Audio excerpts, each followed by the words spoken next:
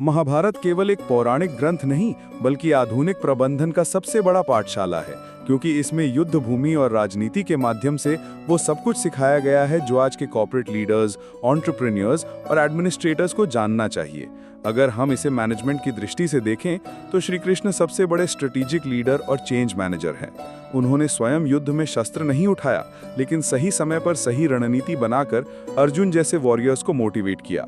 यह आज के लीडर के लिए लेसन है कि लीडर हमेशा फ्रंट पर नहीं लड़ता, बल्कि विजन, गाइडेंस और राइट डिसीजन से पूरी टीम को जीत तक पहुंचाता है। अर्जुन मॉडर्न मैनेजमेंट में फोकस और स्किल ड्रिवन प्रोफेशनल का उदाहरण है। उन्होंने गीता से क्लैरिटी पाकर डिस्ट्रैक्शंस छोड़ दिए और अपने लक्ष्य पर पूरी तरह केंद्रित हुए। यह आज के एम्प्लॉइज और मैनेजर्स को सिखाता है कि मल्टीटास्किंग से बड़ा है क्लियर फोकस और निरंतर skill improvement. Duryodhan power driven leader का सिंबल है, जिनमें विजन की कमी है लेकिन ईगो और कंट्रोल की चाह अधिक है। ये मॉडर्न मैनेजमेंट को सिखाता है कि टॉक्सिक लीडरशिप और ईगो बेस्ड डिसीजंस अंततः ऑर्गेनाइजेशन को बर्बाद कर देते हैं। कर्ण की लॉयल्टी हमें ये सिखाती है कि एक प्रोफेशनल अगर गलत संगठन या अनएथिकल लीडरशिप को सपोर्ट करता है तो उसकी प्रतिभा भी ऑर्गेनाइजेशन को बचा नहीं पाती।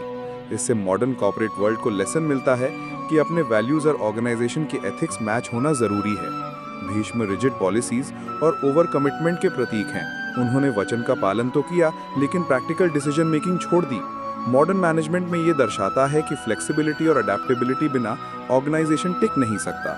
विदुर सबसे बड़े पॉलिसी एडवाइजर और रिस्क मैनेजर थे, जिन्होंने हर बार सही चेतावनी दी, लेकिन रूलर्स ने इग्नोर कर दिया। मॉडर्न मैनेजमेंट में ये बताता है कि अगर ऑर्गेनाइजेशंस रिस्क असेसमेंट को नज़रअंदाज करते हैं तो क्राइसिस निश्चित है। द्रौपदी की इंसल्ट से उठी लड़ाई हमें ये सिखाती है कि वर्कप्लेस में जेंडर रिस्पेक्ट और एथिक्स अगर नहीं होगा तो इंटरनल कॉन्फ्लिक्ट कंपनी को नष्ट कर सकता है। गीता मॉडर्न मैनेजमेंट का अल्टीमेट मैनुअल है। ये कहती है कि लीडर को रिजल्ट की चिंता छोड़कर प्रोसेस और कर्म पर फोकस करना चाहिए, क्योंकि प्रोसेस एक्सेलेंस ही सस्टेनेबल सक्सेस देती है। महाभारत की स्ट्रैटेजीज भी मैनेजमेंट लेसन्स हैं, जैसे पांडवों का कोलैबोरेटिव लीडरशिप मॉडल, हर भाई की अलग स्ट्रेंथ को सही जगह उपयोग करना, जबकि कौरवों का सेंट्रलाइज्ड और ईगो ड्रिवन मॉडल कोलैप्स हो गया। ये मॉडर्न टीम मैनेजमेंट को बताता है कि डाइवर्सिटी और कोलैबोरेशन से ही सक्सेस मिलती है। युद्ध में कृष्ण की क्राइसिस मैनेजमेंट, जैसे अश्वत्थामा के हाथी की मृत्यु पर अफवाह बनाना या जयद्रथ को सूर्यास्त तक रोकने की योजना, मॉडर्न कॉम्पिटिटिव स्ट्रैटेजी का लेसन है कि मार्केट बैटल में इनोवेशन, टाइमिंग और साइकोलॉजिकल स्ट्रैटेजी सबसे बड़ा हथियार है। महाभारत ये भी सिखाता है कि हर ऑर्गेनाइजेशन को सक्सेशन प्लानिंग की जरूरत है। पांडवों ने परीक्षित को समय रहते थ्रोन पर बैठाया, जबकि कौरवों में कभी भविष्य की प्लानिंग नहीं की, और यही उनकी हार का कारण बना।